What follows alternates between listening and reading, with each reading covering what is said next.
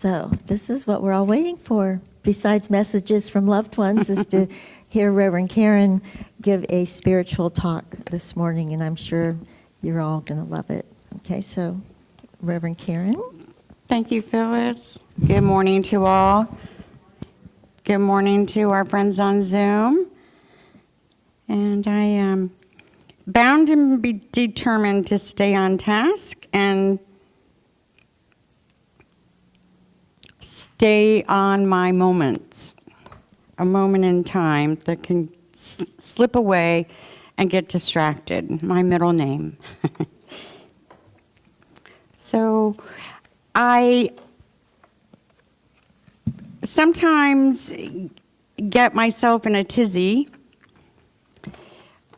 and ponder on stress of what will I speak about, and then all of a sudden, walking yesterday morning out of a little book box across the street from where I live and do my little walk when I have the gifts and time to do it, and it was a perfect day, I thought, I'm going to look in their book box, and the book jumped out at me, and the title grabbed my attention, and it captivated me, and so I've incorporated that with also some of Dr. Charles Davis's talks from our evening services with our departed Reverend Dorothy, our mentors.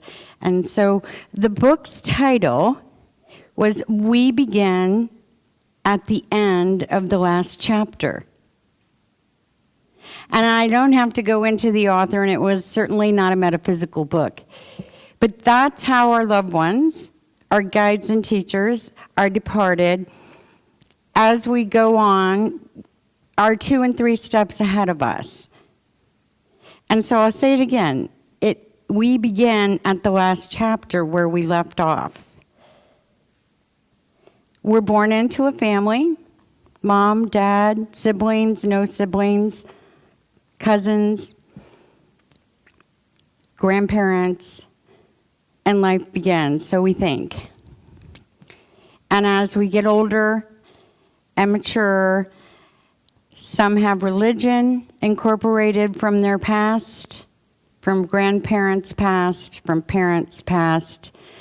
Some of us don't always have those situations.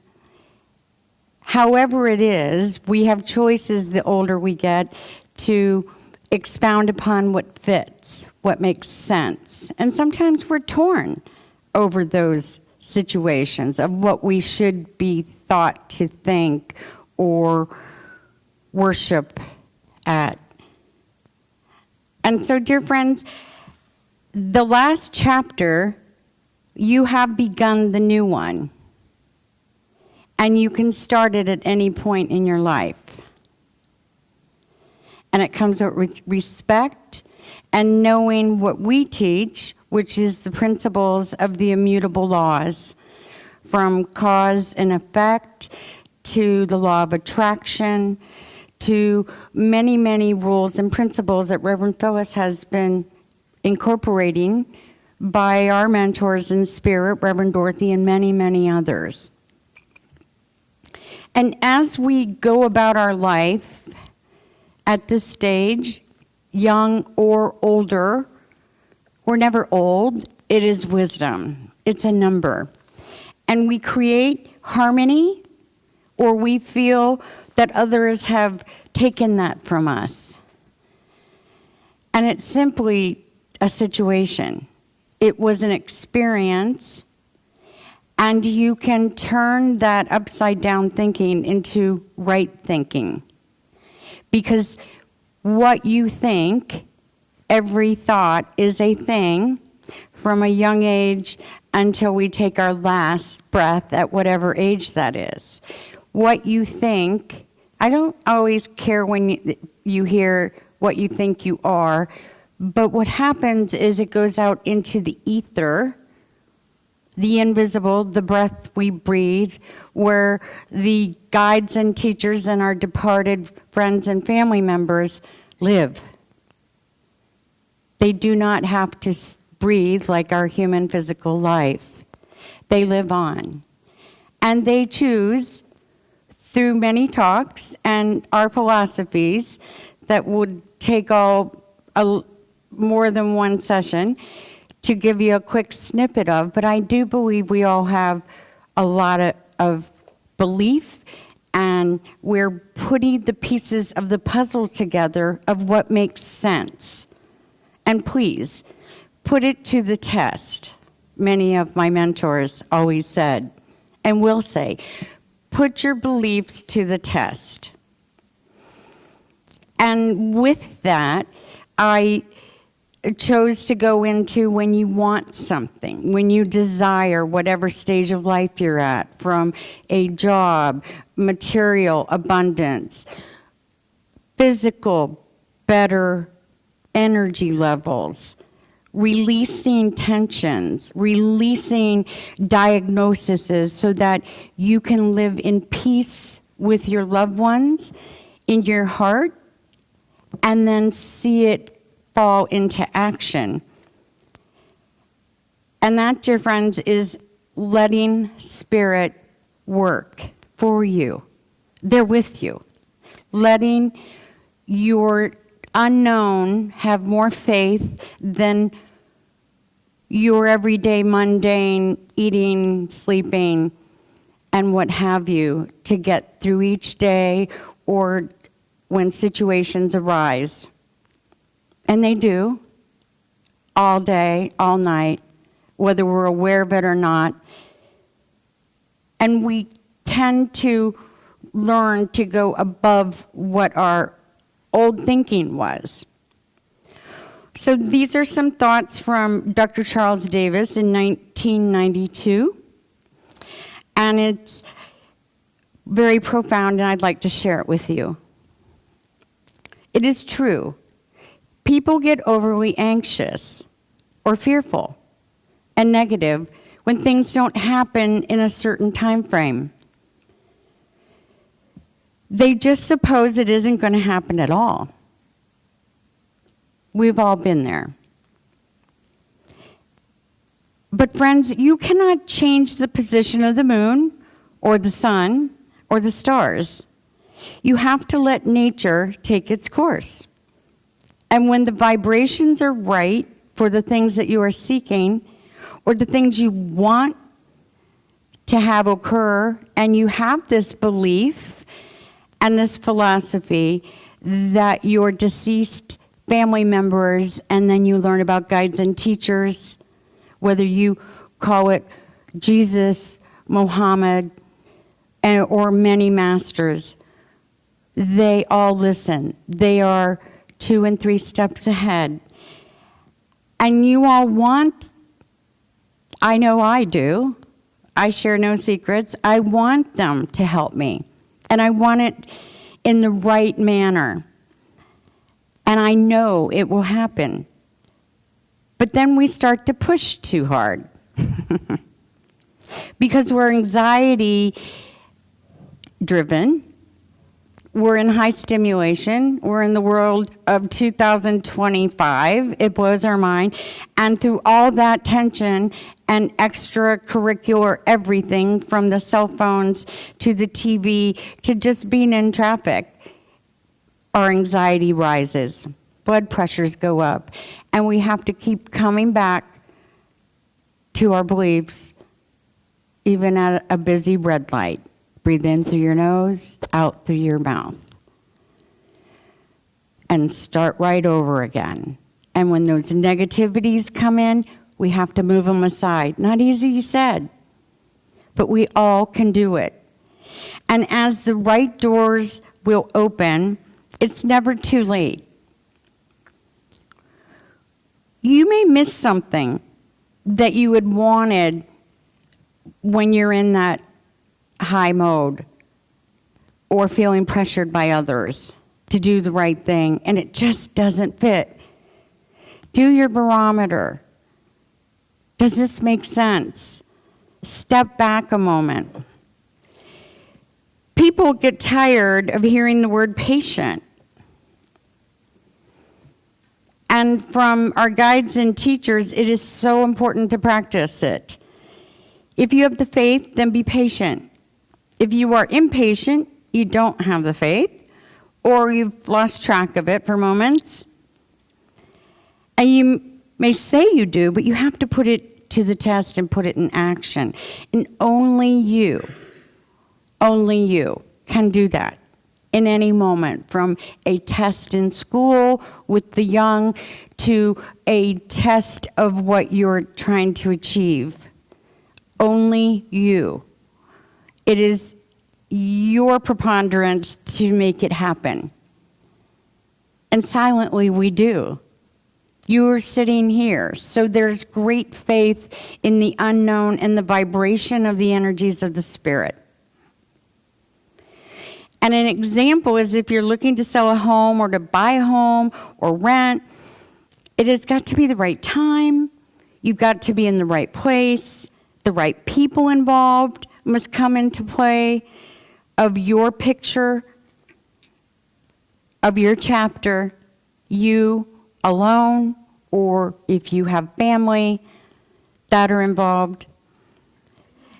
And in those moments, you experience it, and it all falls together, you're relieved when it seems to go well. And it feels the world is lifted. You're lighter. You may be tired, but it's exciting. And then when it goes wrong, we want to blame others. Or we want to go into our own thinking upside down. I'll be polite by saying that. And then we start to doubt ourselves. And then it culminates. And the ether, the vibration, they have to undo that, dear friends. They can't stop our thinking, and they cannot live their life for us. But they want the highest and best. And so nothing is really a mess up. Nothing is a mistake.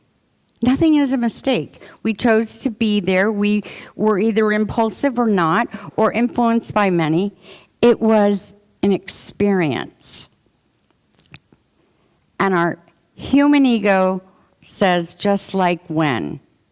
That's where we go. We go right to that negative zone when it's not always feeling that it's going to work out, or the obstacles get in the way. So you have to keep changing your thinking in your home, in the vibration of your car. Music uplifts us. And then you may walking to dread going to the mailbox. Well, the young hardly even get, everything's automated now. Dreading a letter, a call, or oh no, what am I going to open up? The old days of the mail, right? Very few and far between these days. Opening up an email on your cell phone or your computer. Change that thinking. I am not going to be affected by anything that is not in harmony. Easier said than done. The mantras. Okay, dear angels, I know you go before me. I'm going to get through this. It could be an accident that you hurt a part of your physical body. It could be many, many situations that get us in that head spin. And the key is to get out of it. To not answer the text. To perhaps keep the TV off. Wonder about the weather, put it on and turn it off. And keep the vibration of the music going. Whether it's from your cell phone, the CD players, just opening a window when it's not 98 degrees or the sliding glass and hearing nature, the rain dropping. Those moments, friends, will turn your thinking around. And to stay in that peace, that harmony with divine law, I truly know, and I know each one of you know, in the present or on Zoom, wherever you may be listening to me, you have such peace and harmony in those seconds. Bottle it like genie in a bottle. If it's those little tidbits, genie in a bottle, when things go wrong, or you're walking into an appointment you're dreading, no. Try to say, okay, I got this. We fake it until we make it. So it is the beginning of the chapters. It's a new chapter. even when we take our last breath, and that's for another talk. And I know that the thoughts will bring you to higher places. And I know that if you take one little half a sentence and absorb any of what I've said this morning, you will put the principles into action. Cause and effect, but good cause and effect. Not how am I going to get out of this mess, or look what he or she did, because we do that, and there are situations in each one of our lives, even in the young children, that affect us, moments of the day, hours, and you have to keep it on a higher vibration. Again, from this moment forward, the beautiful Disney song, right? From this moment forward. So I would ask that you practice with a pause, P-A-U-S-E. Pause before judging. Pause before assuming. Pause before accusing. Pause whenever you're about to react harshly. And you'll avoid doing and saying things that later you may regret. And we know that when one door opens or closes, another will open. And think that it will open and not close on you halfway through it. Or look what I've accomplished, and now I have to start all over. Oh well, here I am. I'm on the game of life. I heard Wayne Dyer many years ago in sunny Sarasota, and he opened up, most of us know that are on a spiritual journey. He's deceased, and there's many books out there. And he opened up at Van Wezel here in sunny Sarasota, and he closed on the same, and we were all left with this, the prayer of St. Francis of Assisi. If you'd close your eyes right now, wherever you are, listen to the words. They will resonate. Perhaps take one of the lines into your heart. Lord, make me an instrument of thy peace. Where there is hatred, let me sow love. Where there is injury, pardon. Where there is doubt, faith. Where there is despair, hope. Where there is darkness, light. Where there is sadness, joy. O divine Master, grant that I may not so much seek to be consoled as to console, to be understood as to understand, to be loved as to love. For it is in giving that we receive. It is in pardoning that we are pardoned. And it is in dying to self that we are born to eternal life. Namaste. Thank you.